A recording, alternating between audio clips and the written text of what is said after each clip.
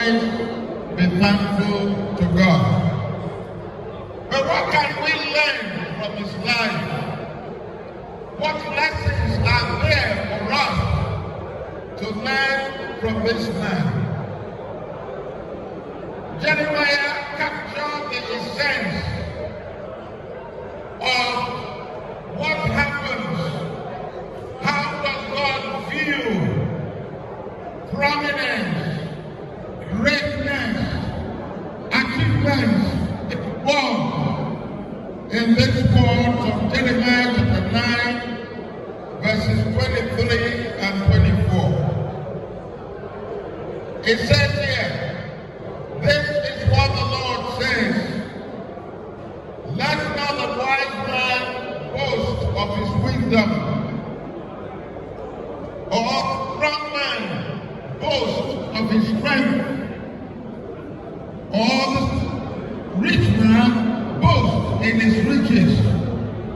But let him who boast about this, that he understands and knows me, that I am the Lord who exercises kindness, justice, and righteousness on earth, for in this I delight, declares the Lord. Is there anything we can boast or brag about in life? Some boast about their wealth, their wisdom, their power, their knowledge, and all kinds of things. But God tells us here that these things are not what constitutes a man, and things that a man can actually glory in. The Right Reverend Professor Sam Ike had already told us from the Word of God that Jesus Christ said that a man's life does not consist of the abundance of what he has. We have seen Oscar from various perspectives, politically, spiritually, educationally, evangelistically, and in all other ramifications. He was a man of the people, D.K. Egwuonwu. But if Oscar were alive today, in what would he glory? He will glory in exactly what we see here. What lessons do we learn from his life? Number one, knowing God and serving the Lord Jesus Christ personally is the key to fulfillment. Everything else in life is secondary to that.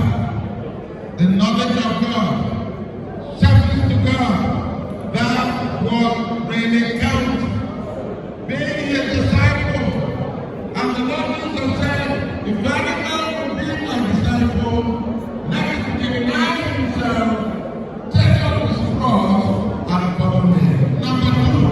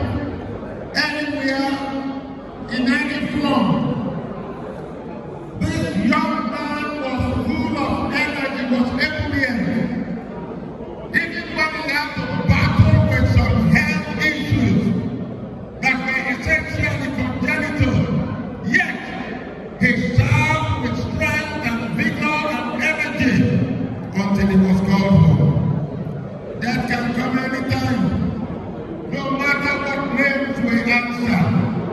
And because of our fear of death, and even people, that can be about Alpha, Amadeo, Tahaka, Manina Sia Tahaka of the one soul, Egwuonwu, Enugu, Amadeo, Amadeo, and everything. All these things are not there, and yet it will come and it will thrive. We need to be ready when it happens. Number 4, fulfillment and satisfaction in an absolute fashion can only be found in the Lord Jesus Christ. I tell you, I'm no longer a young man.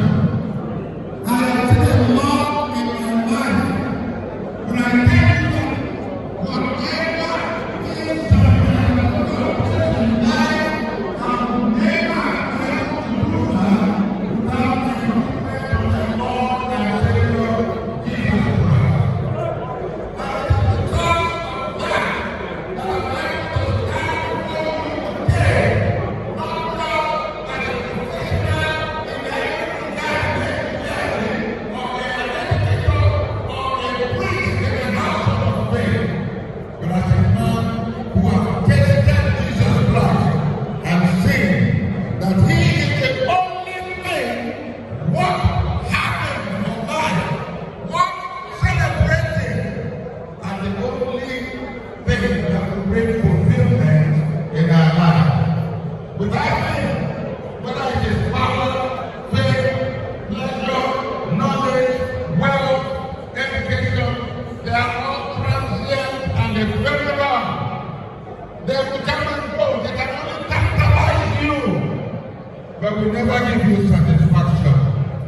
That's why the man who had it all, King Solomon, who was wealthier than anything you can imagine, militarily powerful, wisdom, he was number 1.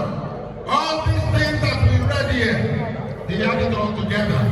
Then he gave his life to pursue hedonism, no fulfillment. He said, vanity of vanities, all is vanity. And then feet, in the face of death, only faith in Christ suffices and empowers. Ask yourself, when I close my eyes in death, what will comfort me?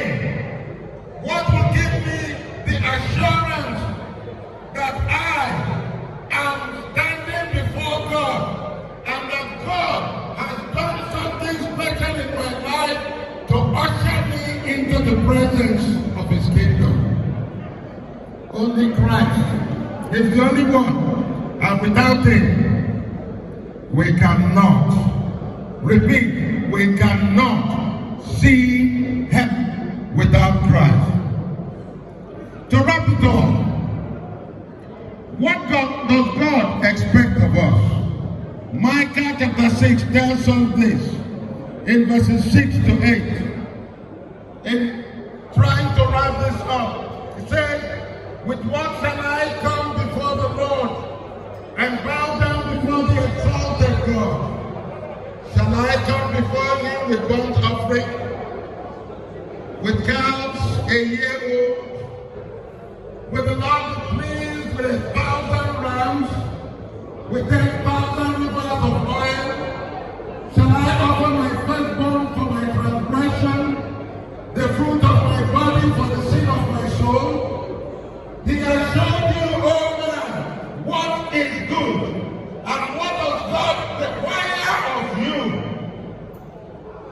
To act justly, and to love mercy, and to walk humbly with the Lord your God.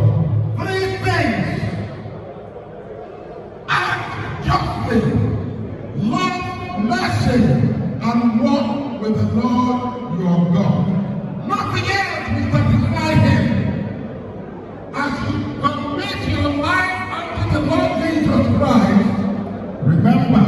It is action, not what you say, but what you do that counts.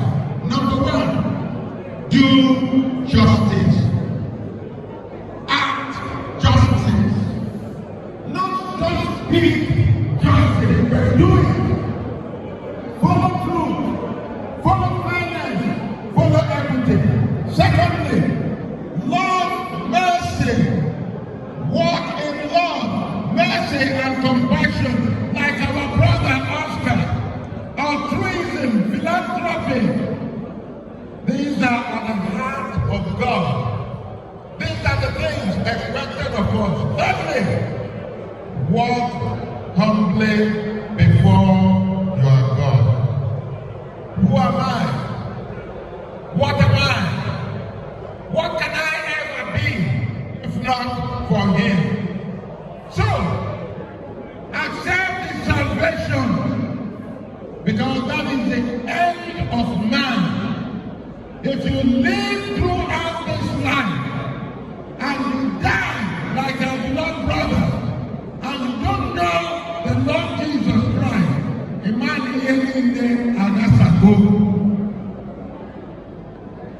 and finally, this wisest man had something to say. The final verse, Ecclesiastes chapter 12, verses 13 and 14. He said, now all has been heard. Here is the conclusion of the matter. Fear God and keep His commandments, for this is the whole duty of man. For God will bring every deed into judgment, including every hidden thing, whether it is good or evil. All of us will face God's judgment. Question is, will we go before God without the blood of Jesus Christ? Because that's the only thing that cleanses our body, soul, and spirit and prepares us. And when God looks at us, He says, not condemned by reason of the blood of my Son, Jesus Christ. Or when we boldly, stupidly, with satanic effrontery, think that we can stand before the judgment seat of God without the Lord Jesus Christ. Nobody can do it. Nobody has the capacity to stand before Him without Jesus Christ. I would say that the gospel, according to Oscar Egwuonwu, have you given your life to Jesus Christ? If you haven't, you can do so tonight. Let's bow for a word of prayer. Think about your life.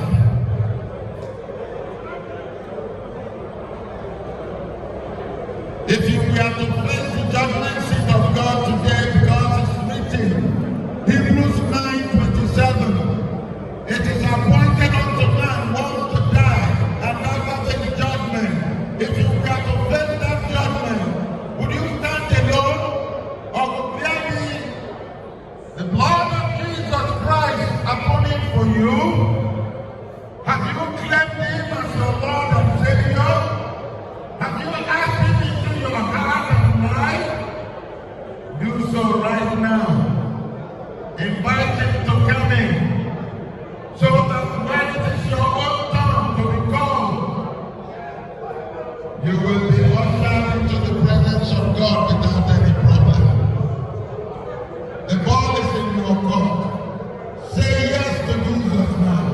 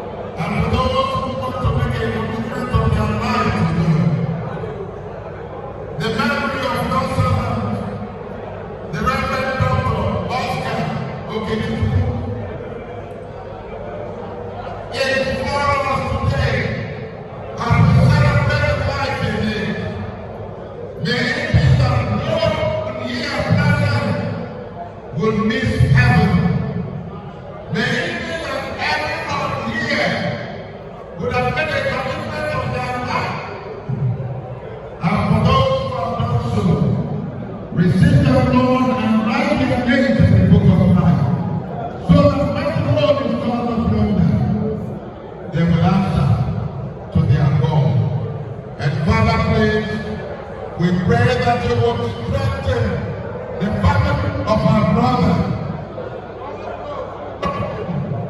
and to bear the very painful departure of their loved ones. And for all of us who love him and not today, help us to prepare for our own day with Jesus Christ and salvation around us. In the name of God the Father, God the Son, and God the Holy Spirit. Amen.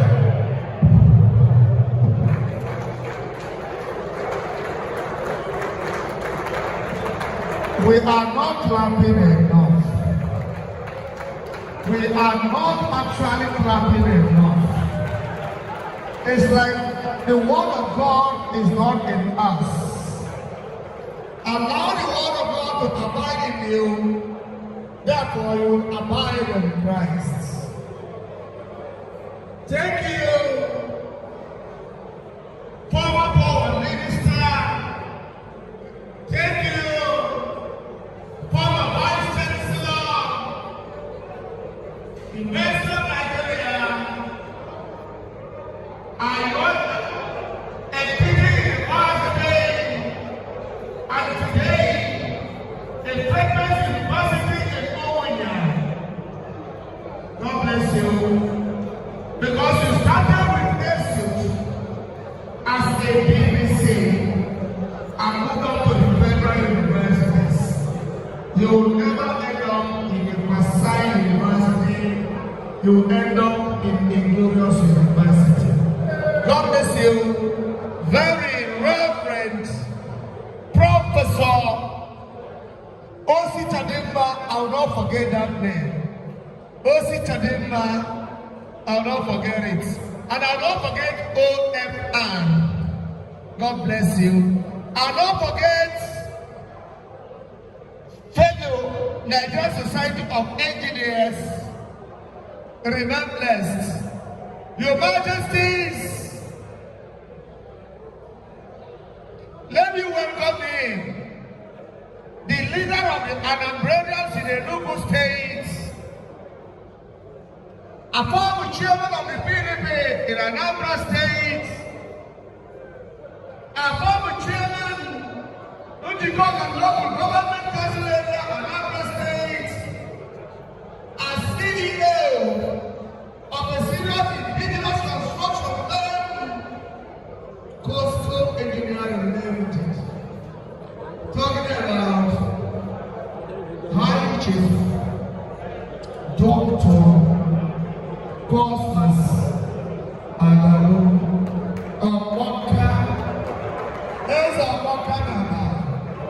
God bless you.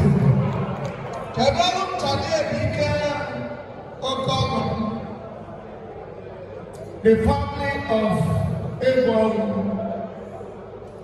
Because of the wonderful time, because of one night, they do the State. Boss is still able to do if you can't